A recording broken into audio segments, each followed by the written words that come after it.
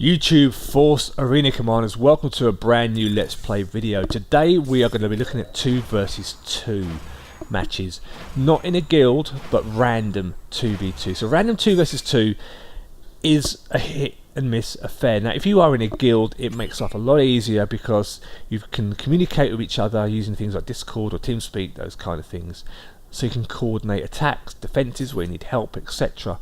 But in this game all you have is a ping on the map, and most players will ignore that ping when they use it anyway.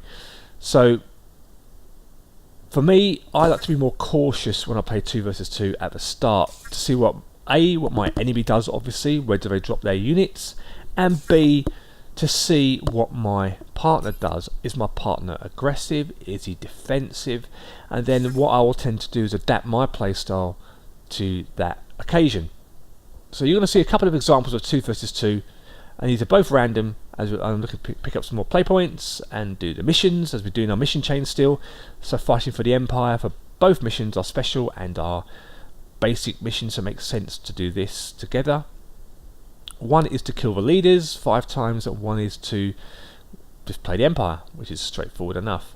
So in 2v2, obviously you get more of a chance to kill more leaders because it's just easier than doing 1 versus 1, because it's more of a tactical battle. But 2v2 is, although it's tactical, but it's more about all-out war, and you've got more of a chance of your partner trying to kill leaders too, so you can do that mission relatively quickly. So face off against Baze and Cassian. So as you can see, I'm waiting for Darth Vader. Darth Vader is more of a passive, not passive, he's tanky, but he's very slow moving. So I normally like to see Darth Vader defend because it's just easier, it's more powerful to drag away, force pull things away from turrets, etc. But he's pretty aggressive, so I just take care of this light tank there, thinking it might do a push in the middle, but it didn't do that. So I'll support Vader.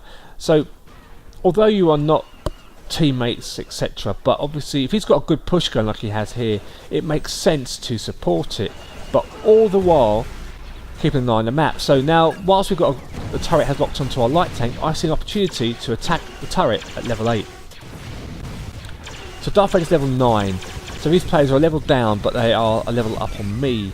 So that turret does fall. They drop down a mortar, which is lethal against turrets. But again now, being mindful of what's going on the map. So Vader has made a push down at left side, but does take the turret down to just an inch of health before he dies. Level 1 Bantha, again, not too much to worry about, they are pretty strong. And there's a gunk droid. They're the sort of things you want to stop immediately from reaching your turret. If it reaches a turret, it will self-destruct, and it will literally wipe off almost half health off your turret.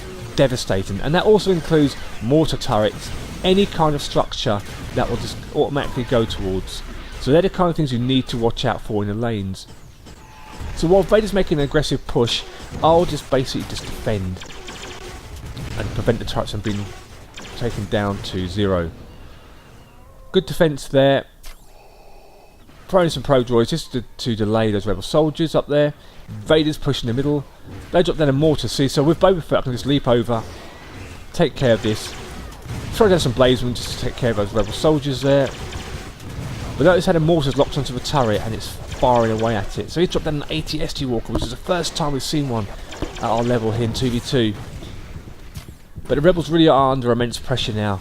I haven't got much health, so I'll do a suicide attack now. There you go. Burn down as much as I possibly could. But with 40 seconds to go, moving into double energy, it does look comfortable for us, to be honest with you.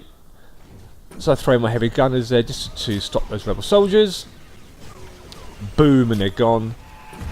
Vader is making an aggressive push. He keeps dying though. So when you die against some characters, it's not so bad if you keep repeatedly dying. But if you are playing against Bossk, for example, every time you die, you give him free energy. So you see on the forums right now, people posting about, oh, how come this character's got all these units? That's the reason why. If you repeatedly die, you are giving your opponent energy, but that only applies to Bossk. No other character recuperates energy. But that was a good game. Vader was extremely aggressive, which is fine for us because we just adapted our playstyle to suit that occasion. So we covered when we needed to and supported his push when we needed to as well. So we picked up 25 rating points and some play points. There are the decks. Feel free to pause the video at any time.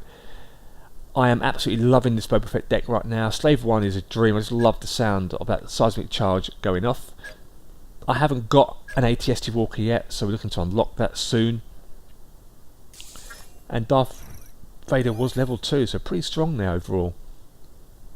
So in that particular game there, you saw we've now had 4 leader kills for the 5 required. So that shows the benefit of playing 2 versus 2.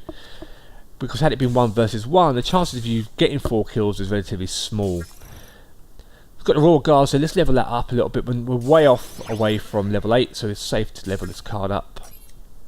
Because there will come a time when we need to play Rebels again. So let's do that.